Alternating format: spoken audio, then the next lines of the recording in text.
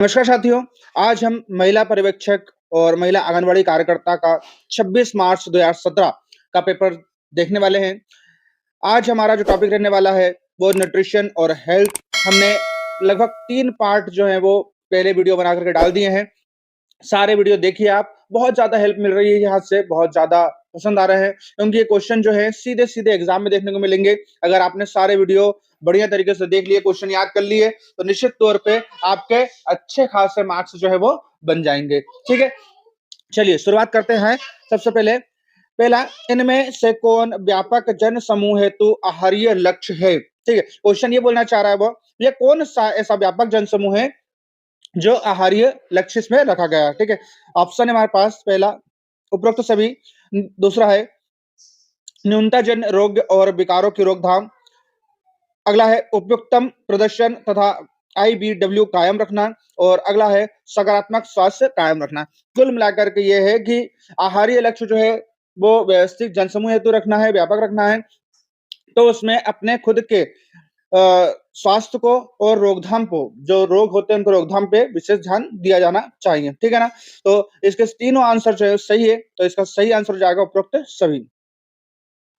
Question second, प्रसवकालीन देखभाल के संबंध में इनमें से कौन सा सत्य है? प्रसव काल के दौरान हमें कौन सी बातों का ध्यान रखना चाहिए? सीधे आंसर देखते हैं। आंसर है, यह प्रसव आरंभ होने के बाद आरंभ होती है और प्रसव के बाद तक चलती है, जिसमें माता और शिशु की जांच करना शामिल है, ठीक है ना? प्रसव काल से पहले और प्रसव काल के बाद तक ये जांच जो चलती है, इसमें माता और शिशु की देखभाल करना होता है। अगला क्वेश्चन है question number 3, hepatitis B Khalistan के कारण होता है। हेपेटाइटिस बी जो है वो क्यों होता है, ठीक है ना? तो हेपेटाइटिस बी जो होता है वो अंत्यतर मार्क के कारण होता है। किसके कारण होता है? आयत के कारण होता है। क्वेश्चन नंबर 4 देखेंगे, किसी विशिष्ट भौगोलिक क्षेत्र में किसी रोग या संक्रमक अभिकर्ता की लगातार उपस्थिति को क्या कहते हैं? जैसे हैजा, मलेरिया आदि। हैजा, मलेरिया आदि, तो इसको क्या कहते हैं? तो इसको कहते हैं स्थानिक या विशेष क्षेत्रीय रोग बोलते हैं। क्या बोलते हैं? इसको स्थानिक या विशेष क्षेत्रीय रोग बोलते हैं। क्वेश्चन नंबर 5 है, एक विटामिन जो आयरन अवशोषण में सहायक होता है। ठीक है, ऐसा कौन सा विटामिन है जो आयरन का अवशोषण करता है या सहायक होता है? ठीक है ना? तो ये होता है एस्कॉर्बिक एसिड या एस्कॉर्बिक अम्ल। एस्कॉर्बिक अम्ल या एस्कॉर्बिक एसिड जो है वो आयरन का अवशोषण करता है, ठीक है ना? चलिए, इसी के साथ हम आज बात कर लेते हैं हमारी जो बुक है, जो आप लोग बार-बार क्वेश्चन करते रहते हैं कि कौन सी क्वेश्चन में प्रीवाइज क्वेश्चन मिल जाएँगे या फिर सेट वगैरह मिल जाएँगे, यहाँ से हम सिलेबस कंप्लीट कर सकते हैं, तो उस बुक के बारे में बात कर लेते हैं। कमेंट आ रहा था, सर हम सिलेबस कैसे कंप्लीट करें, प्रीवियस ईयर के सेट पेपर कहाँ मिल जाएँगे, ये सारी चीज़ें। तो चलिए, आज मैं आपको एक बहुत ही अच्छी शानदार बुक बताने वाला हूँ, जो कि चक्षु पब्लिकेशन की है। ये मध्य प्रदेश पर्यवेक्षक महिला सुपरवाइजर के लिए स्पेशल निकाली है। 2025 बस पूरा कंप्लीट करवाएगी। कैसे कंप्लीट करवाएगी? देखिए, सबसे पहले आपको यहाँ पर देखने को मिल रहा है कि मध्य प्रदेश महिला पर्यवेक्षक आंगनबाड़ी भर्ती परीक्षा 2017, 28 मार्च 2017, यानी कि 28 मार्च का जो पेपर है, हल प्रश्न पत्र, ये भी इसमें बताया गया है।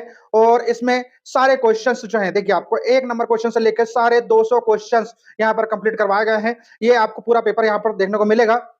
ये 200 क्वेश्चन तक पूरे अपने को देखने को मिले, सारे सब्जेक्ट टॉपिक वाइज। फिर पूरी आंसर की देखने को मिलेगी। आंसर की के बाद सबसे अच्छी बात यह है कि उत्तर व्याख्या सहित आंसर की है। उसके बाद हर क्वेश्चन को समझाया भी गया है कि ये क्वेश्चन का आंसर ये है, तो इसका आंसर ऐसा क्यों है।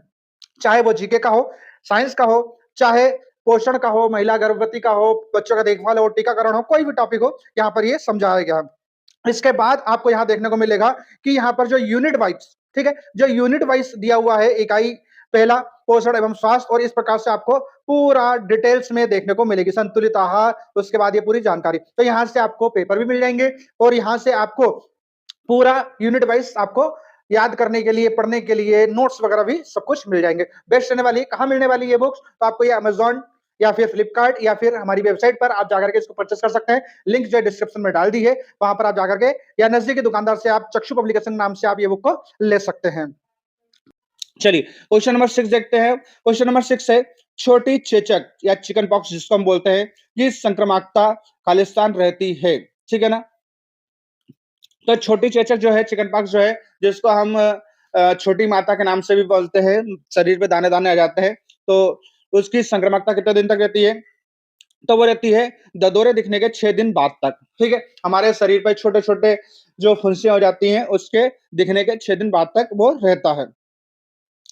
क्वेश्चन नंबर 7, भोजन पचाने, शरीर में पोषक तत्वों का अवशोषण, परिवहन और भंडारण करने में लगने वाली ऊर्जा को क्या कहते हैं? ठीक है ना? जो हमारे शरीर में भोजन का अवशोषण होता है, परिवहन होता है, भंडारण होता है, ठीक है ना?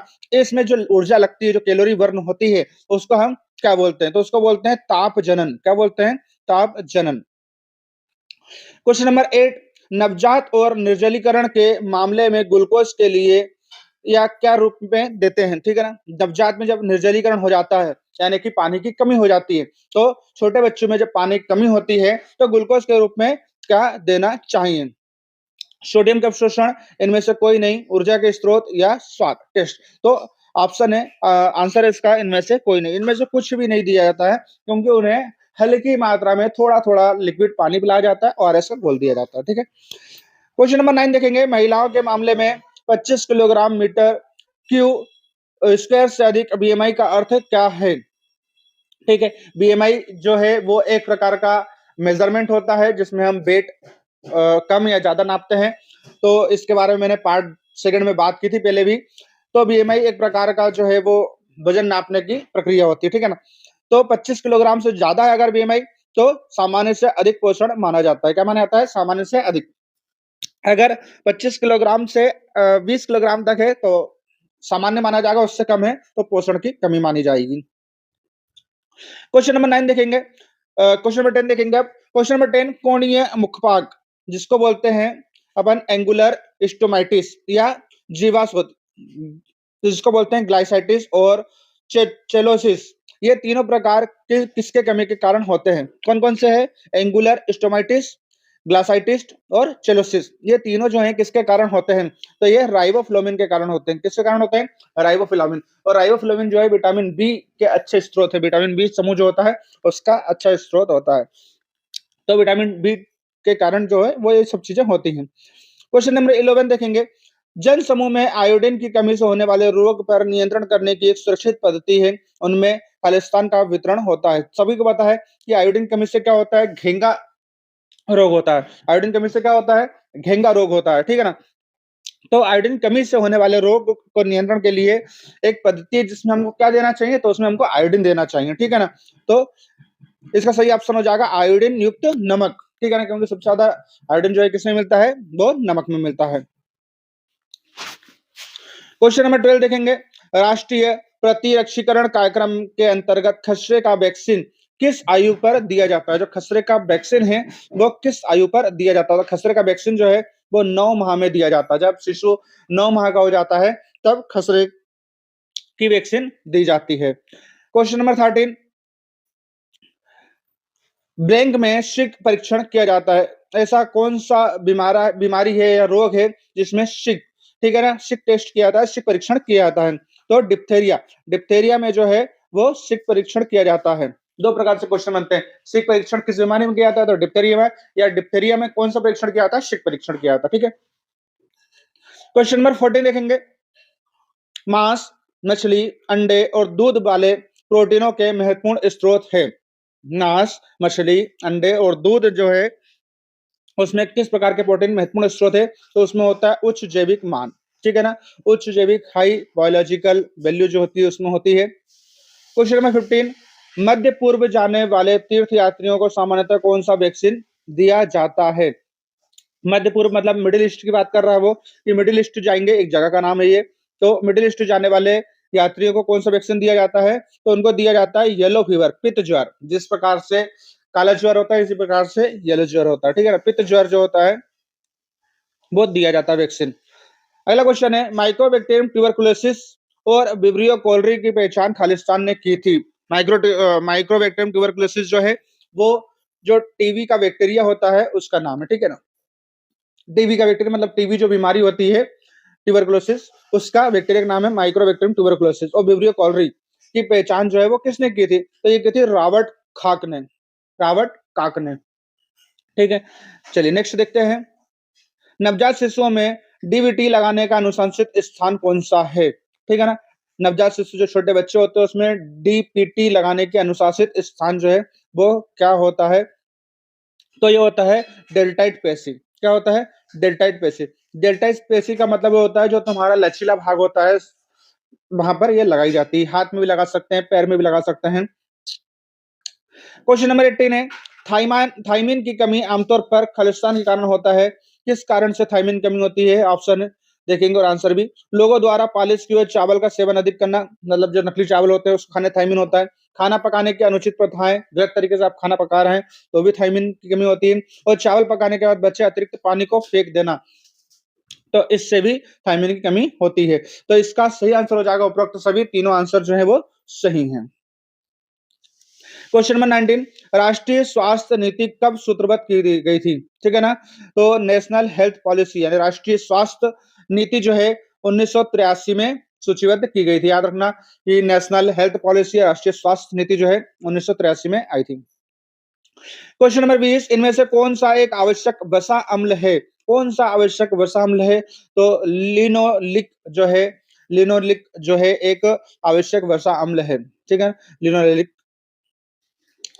क्वेश्चन नंबर 21, मलेरिया किसके कारण होता है? तो मलेरिया जो होता है मच्छर के कारण होता है। मच्छर जो होता है प्लाज्मोडियम जो होता है उसके कारण होता है। तो मलेरिया किसके कारण होता है? प्लाज्मोडियम के कारण होता है। किसके कारण होता है?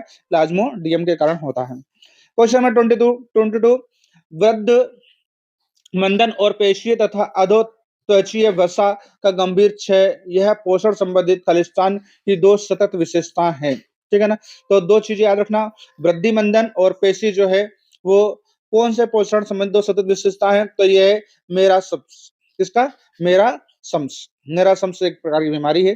क्वेश्चन नंबर 23, कंजक्टाइवल जीरोसिस का अर्ध नेत्र श्लेष्मा जिसको कंजक्टाइटिव के नाम से हम जानते हैं वो क्या है या की है? ठीक है ना?